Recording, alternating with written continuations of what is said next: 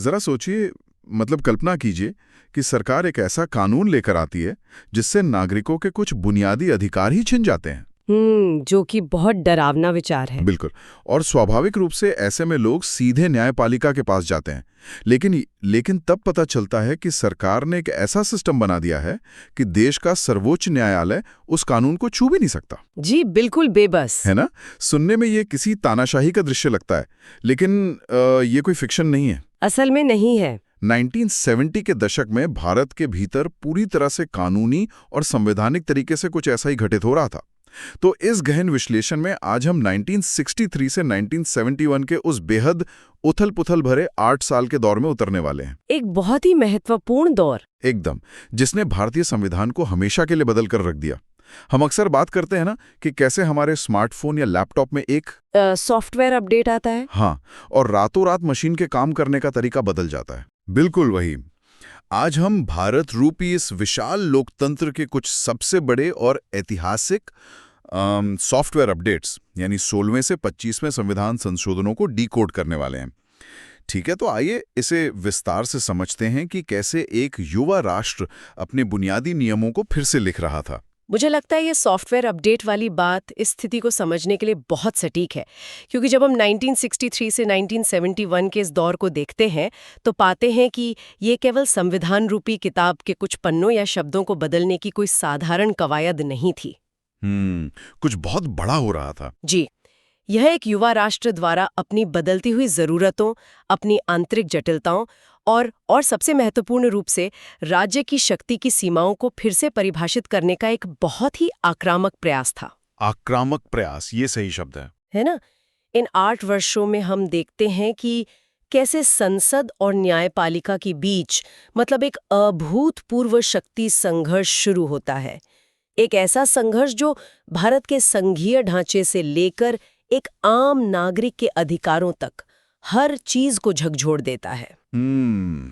तो आइए इस पूरे घटनाक्रम की परतें खोलते हैं। सबसे पहले बात करते हैं उस शुरुआती पैच की, जिसे हम 16वें संशोधन के रूप में जानते हैं। ये 1963 में आया था। जी, 1963 में। दस्तावेजों पर नजर डालें तो इस संशोधन का मुख्य काम था देश की संप्रभुता और अखंडता को सुरक्षित करना। इसके जरिए नागरिकों के मूल अधिकारों पर कुछ प्रतिबंध लगाने का रास्ता साफ किया गया। और एक बहुत ही प्रतीकात्मक बदलाव किया गया संविधान की 3री अनुसूची में। अब जो भी व्यक्ति कोई भी संवैधानिक पद ग्रहण करता, उसे मतलब अपनी शपथ में यह स्पष्ट रूप से कहना होता कि मैं भारत की स्वतंत्रता एवं अखंडता को बनाए रखूंगा। देखिए, कानूनी नजरिए से मैं कहूंगी कि ये बहुत ही दिलचस्प कदम था। इसे समझने के लिए हमें उस समय के नवजात अवस्था वाले भारत को देखना होगा। 60 के दशक की शुरुआत। बिल्कुल।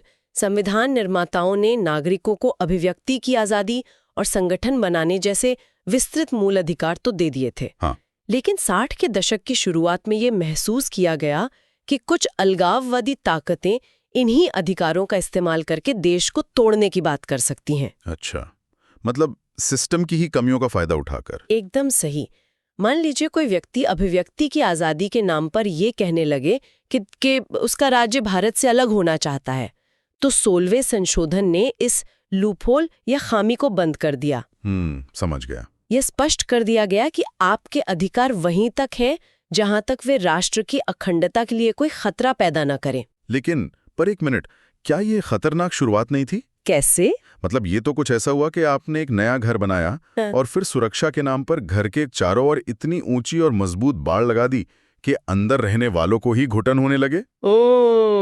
एक दिलचस्प नजरिया है। तो सवाल ये है कि जब हम राष्ट्र की सुरक्षा के नाम पर किसी नागरिक की बुनियादी स्वतंत्रता को सीमित करते हैं, तो क्या हम वास्तव में लोकतंत्र को मजबूत कर रहे होते हैं या जाने अनजाने में राज्य को एक असीमित ताकत दे रहे होते हैं? अगर हम इसे व्यापक संदर्भ से जोड़कर देखें तो ये एक बहुत ही वाजिब और क्लासिक लोकतांत्रिक दुविधा है। जी। लेकिन उस समय राज्य का तर्क ये था कि अधिकारों का अस्तित्व तभी तक है जब तक राष्ट्र का अस्तित्व है। अगर घर ही नहीं बचेगा तो? बिल्कुल, अगर घर ही नहीं बचेगा तो घर के भीतर की आजादी का क्या अर्थ रह जाएगा। इसलिए व्यक्तिगत स्वतंत्रता के ऊपर राष्ट्र के सामूहिक अस्तित्व को एक तरह की शर्त के रूप में स्थापित किया गया। अच्छा। यह लोकतंत्र को कमजोर करना नहीं था, बल्कि उस समय की परिस्थितियों में उसे बिखरने से बचाने का एक कानूनी रक्षा कवच था। ठीक है, तो मान लेते हैं बाहरी खतरे और संप्रभुता का मसला सुलझ गया, बाड़ मजबूत हो गई, जी हो जाती है, क्योंकि इसके बाद के जो संशोधन है, विशेषकर 18वां, 21वां और 22वां, वे दिखाते हैं कि कैसे केवल भाषा, मतलब लोगों के बोलने का तरीका, पूरे देश का भूगोल बदलने का हथियार बन गई थी। असल में भाषा कभी भी केवल संवाद का माध्यम नहीं होती। यह संस्कृति, इतिहास और अस्मिता का सबसे गहरा प्रतीक होती है। जब हम 1966 के 18वें संशोधन को देखते हैं तो यह सीधे तौर पर इसी भाषाई पहचान के राजनीतिक विस्फोट का परिणाम था। 18वां संशोधन पंजाब वाला? जी हाँ, इस संशोधन ने पंजाब राज्य का भाषाई आधार पर पुनर्गठन किया। एक विशाल भौगोलिक क्षेत्र को 2 हिस्सों में बांट दिया गया। पंजाबी बोलने वालों के लिए पंजाब और हिंदी बोलने वालों के लिए हरियाणा। जो पर्वतीय इलाके थे वे हिमाचल प्रदेश में मिला दिए गए और चंडीगढ़ को एक केंद्र शासित प्रदेश बना दिया गया। ये तो एक बहुत बड़ी और जटिल प्रशासनिक सर्जरी थी। बिल्कुल थी। और ये सिर्फ उत्तर भारत तक सीमित नहीं था। 1967 में 21वां संशोधन आया, जिसने सिंधी भाषा को संविधान की 8वीं अनुसूची में 15वीं आधिकारिक भाषा के रूप में जगह दी। जी। और फिर 1969 का 22वां संशोधन, जी, जिसने पूर्वोत्तर भारत के नक्शे को बदलते हुए असम से अलग करके मेघालय नाम का एक बिल्कुल नया राज्य बना दिया। एकदम सही। मुझे ये बात सच में हैरान करती है कि कैसे एक ही देश के भीतर नई पहचानों को संतुष्ट करने के लिए लगातार सीमाएं तोड़ी और फिर से बनाई जा रही थी। देखिए, इस पूरी प्रक्रिया के पीछे की जो मैकेनिज्म या कार्यप्रणाली है उसे समझना बहुत जरूरी है। जब किसी भाषा को 8वीं अनुसूची में शामिल किया जाता है, जैसे कि सिंधी भाषा को किया गया, तो ये सिर्फ एक सम्मान की बात नहीं होती। ये उस समुदाय को राष्ट्र की मुख्य धारा में संसाधन और प्रतिनिधित्व देने का एक संवैधानिक वादा होता है। अच्छा, मतलब एक ठोस वादा। जी। इसी तरह असम से अलग कर मेघालय बनाना या पंजाब को विभाजित करना, ये भारतीय संघीय ढांचा जिसे हम फेडरल स्ट्रक्चर कहते हैं, उसकी एक बहुत बड़ी परीक्षा थी। बिल्कुल। एक कठोर राज्य इन मांगों को कुचल सकता था, है ना? लेकिन इन संशोधनों ने साबित किया कि भारतीय लोकतंत्र अपनी विविधता को एक खतरे के रूप में नहीं, बल्कि एक वास्तविकता के रूप में स्वीकार कर रहा था। लचीलापन। बिल्कुल, लचीलापन ही उस समय देश को जोड़े रखने की सबसे बड़ी चाबी थी। यानी हम अपनी सांस्कृतिक वास्तविकताओं के हिसाब से देश के भीतर के कमरों का बंटवारा कर रहे थे। जी। लेकिन सिर्फ कमरे बना देने से तो बात नहीं बनती ना। नहीं, बिल्कुल नहीं। घर को सुचारू रूप से चलाने के लिए आपको प्रशासनिक मशीनरी, प्लम्बिंग और वायरिंग को भी दुरुस्त रखना पड़ता है। बहुत सही तुलना है ये। और यहीं पर मुझे लगता है कि 19वां, 20वां और 23वां संशोधन तस्वीर में आते हैं, जी। जिन्हें हम उस दौर की एक तरह से हाउसकीपिंग या व्यवस्था सुधार प्रक्रिया कह सकते हैं। मैं पूरी तरह सहमत हूँ। जब आप इतने बड़े स्तर पर भौगोलिक और राजनीतिक बदलाव कर रहे होते तो व्यवस्था में कई तरह की अड़चनें सामने आती हैं, जिन्हें सुलझाना जरूरी होता है। जी। 1966 का 19वां संशोधन इसका एक बेहतरीन उदाहरण है। इसने चुनाव आयोग के अधिकारों में महत्वपूर्ण बदलाव किए और उच्च न्यायालयों को यानी हाई कोर्ट्स को चुनाव याचिकाएं सुनने का सीधा अधिकार दे दिया। तो इसका जमीनी स्तर पर क्या प्रभाव पड़ा? क्या इससे चुनाव प्रणाली ज्यादा पारदर्शी हुई?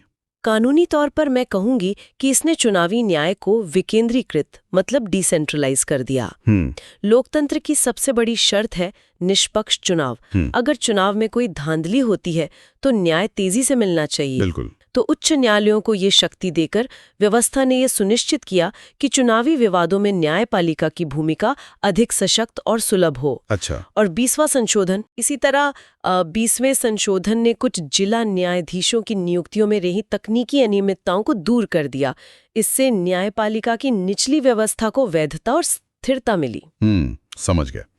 और फिर आता है 1969 का 23वां संशोधन, जो मेरे हिसाब से इस सॉफ्टवेयर अपडेट का एक बहुत ही महत्वपूर्ण सामाजिक पैच था। जी हाँ, सामाजिक पैच। इसके जरिए विधान पालिकाओं में अनुसूचित जाति यानी SC और अनुसूचित जनजाति ST के आरक्षण और आंग्ल भारतीय समुदाय के मनोनयन को अगले 10 वर्षों के लिए बढ़ा दिया गया। बिल्कुल। लेकिन अगर हम गहराई से सोचें तो क्या ये संशोधन इस बात की स्वीकारोक्ति नहीं थी कि जो सामाजिक समानता का सपना संविधान निर्माताओं ने देखा था, वो उनके तय किए गए समय में पूरा नहीं हो पाया? ये एक बहुत ही सटीक अवलोकन है।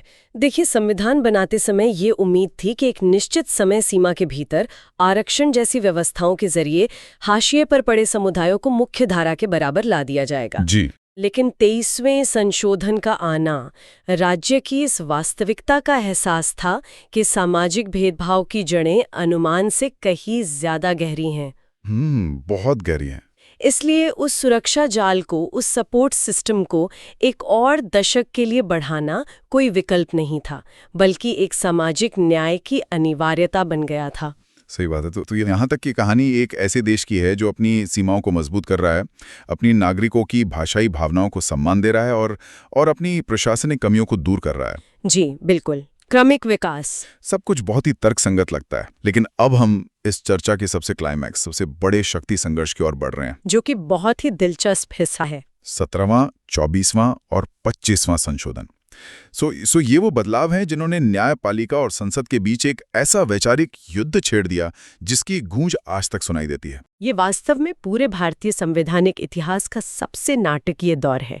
ये संघर्ष मुख्य रूप से दो चीजों के इर्द गिर्द घूम रहा था। पहला, संपत्ति का अधिकार, और दूसरा, संसद को बदलने की असीमित शक्ति। तो शुरुआत 1964 के 17वें संशोधन से करते हैं, जिसके तहत संपत्ति के अधिकारों में संशोधन किया गया। हाँ। और सबसे हैरान करने वाली बात यह थी कि कुछ भूमि सुधार प्रावधानों को 9वीं अनुसूची मतलब 9th स्केड्यूल में डाल दिया गया। जी। और इस 9वीं अनुसूची का जादू ये था कि जो कानून इसमें चला गया, सर्वोच्च न्यायालय उसकी वैधता की जांच ही नहीं कर सकता था। बिल्कुल नहीं कर सकता था। मुझे ये बात समझ नहीं आती। ये तो बिल्कुल ऐसा है जैसे कोई खेल चल रहा हो और एक टीम रेफरी को ही मैदान से बाहर निकाल दे। ये न्यायपालिका को दरकिनार करना क्यों जरूरी हो गया था? इस रेफरी को बाहर निकालने के पीछे की जो कार्यप्रणाली और मजबूरी थी, उसे समझने के लिए हमें उस समय की जमीनी हकीकत को देखना होगा। यह टकराव था संविधान के भाग 3 यानी मूल अधिकार और भाग 4 यानी राज्य के नीति निदेशक तत्व या डायरेक्टिव प्रिंसिपल्स के बीच। राज्य का लक्ष्य था एक कल्याणकारी समाज बनाना।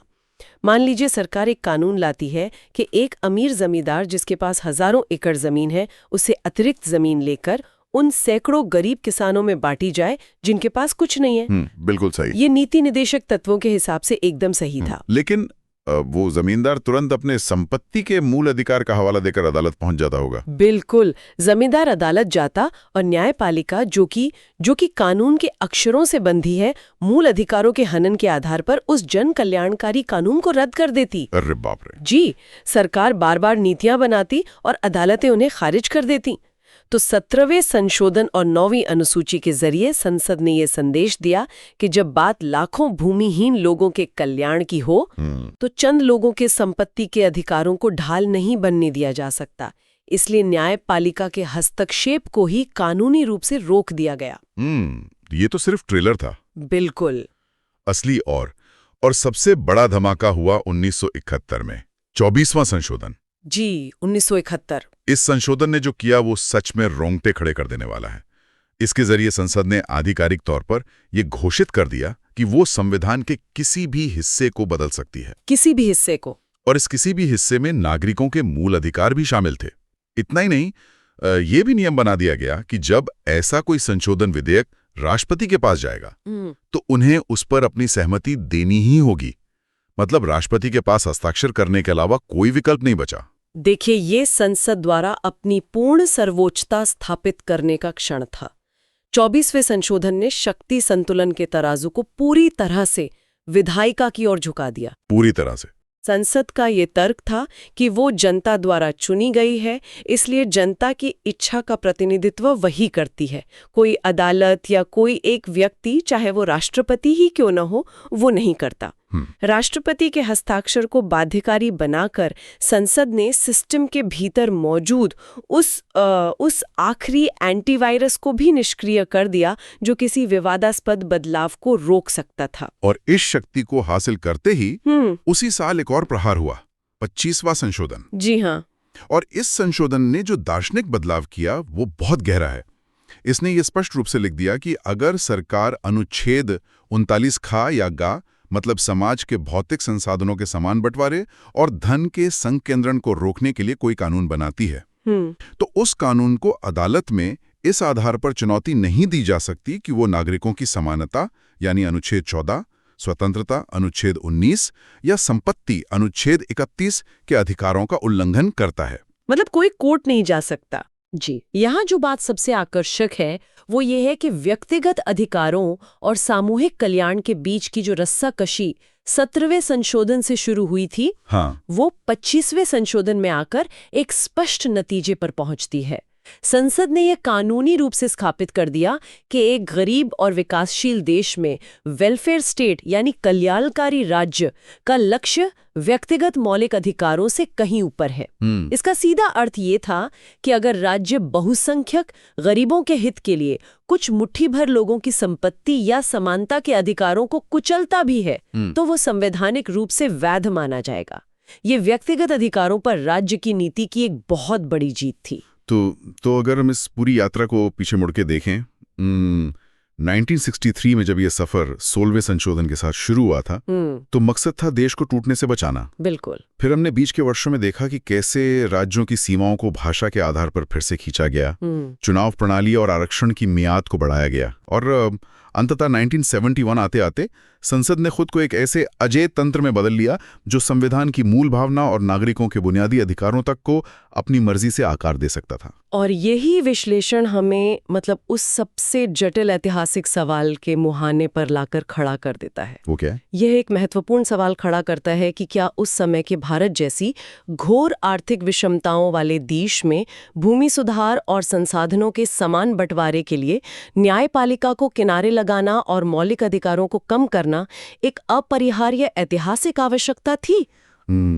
या फिर जैसा कि कई कानूनी विशेषज्ञ मानते हैं, कल्याण और न्याय के उस खूबसूरत मुखौटे के पीछे ये वास्तव में सत्ता के पूर्ण केंद्रीकरण की ओर उठाया गया एक बेहद खतरनाक कदम था। ये एक ऐसा द्वंद्व है जो शायद कभी पूरी तरह ना सुलझे।